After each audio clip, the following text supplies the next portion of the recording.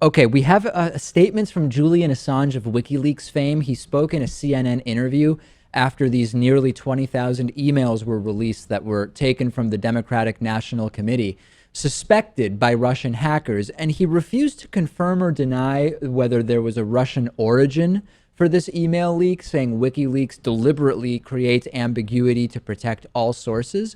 But he did say, I don't know if we can call it a warning or a promise or merely a statement of what is to come, that there is going to be, quote, a lot more material released relevant to the U.S. electoral campaign. He was, of course, speaking from the Ecuadorian embassy in London, where he is still facing extradition over sexual assault allegations if he were to leave that embassy.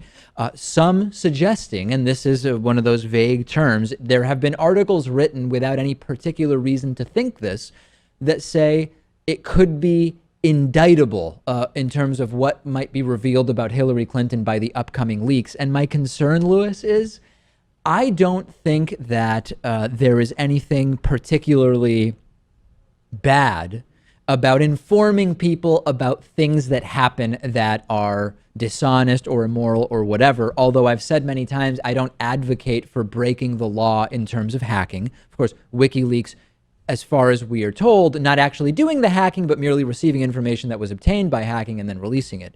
The problem I have is I totally get the entire, if there's corruption, we want to expose it thing.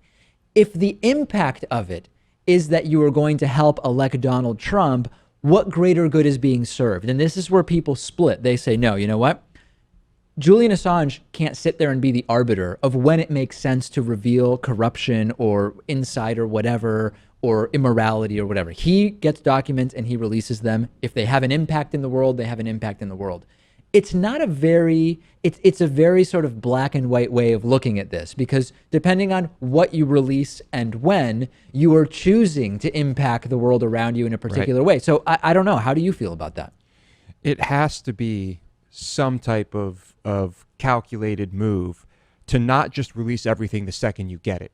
And if they wanted to be more transparent, if they wanted to be cleared of bias or having an agenda, that should be their policy, is as soon as they receive whatever information it is, all of it is released. As soon as they've vetted it, redacted what they feel they need to redact for keeping people's identities private or whatever. Yeah, but generally you get the idea. Yeah, but that's clearly not his policy, because he's also stated his opinions on Hillary Clinton. And I feel like people who are questioning if this was routine cyber espionage or if it was kind of more astutely saying, okay, we're going to do this exactly when the election is happening.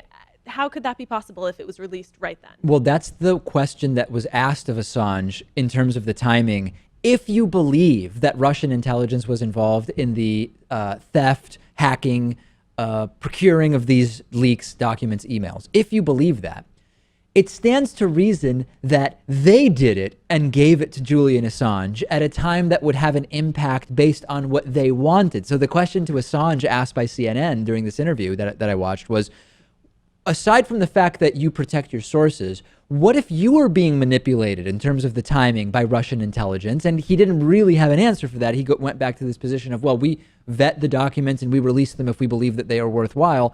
And there really is no answer to that, because who really knows if those are the intentions of Russian intelligence? And you can't know, but it's undeniable that this was important information. Right.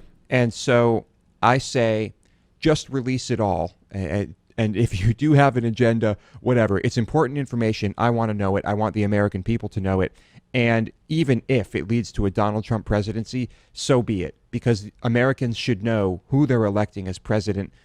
And if it gets worse with Hillary, we should know. Hack Donald Trump's tax returns then. If it's important to know who we're dealing with as president, get those tax returns, right? Because that's something we really should have a look at. It's something every presidential candidate for 40 years has shown us, and Trump refuses to. Now, if this were to bring down Hillary Clinton, if whatever information Julian Assange will be releasing brings down Hillary Clinton and by default elects Donald Trump, it seems sort of like a Pyrrhic victory of sorts. Now, it's not exactly right. Typically, with a Pyrrhic victory, we're talking about a victory that inflicts such a devastating toll on the eventual winner that it is effectively like being defeated. It's not a perfect analogy, but it's in the victory of releasing information and informing the public.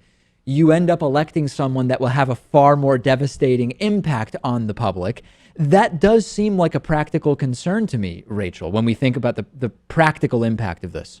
I mean, yeah, it's definitely a practical concern, but I think he would have to definitely think long and hard. Is this information going to benefit people if Donald Trump is elected by default? So you believe he should weigh that? Yes. Lewis, do we have any evidence that Julian Assange weighs that? We don't have that evidence. But there's also, if it leads to a Donald Trump presidency, presumably would be a disaster. At least everyone involved will learn from what happened before, and maybe in the long term, it would be better for everybody. It would be one of those teachable moments that allows Donald Trump to appoint 3 to 4 Supreme Court justices that could have a devastating impact on this country for decades Well, I to come. bet the DNC will never make that mistake again after that. We will at least learn, Rachel. Right. And for that, we can be grateful. Right. It's hard for me to get behind that logic. That's the tear it all down because in 20 years, it'll get better logic. It's not exactly that. It's just about learning from our mistakes. And sometimes you need to have a very harshly learned lesson, if you will. I don't know. Tough love. I don't know what you'd want to call it. But let's think about that. Let's think about the very long term.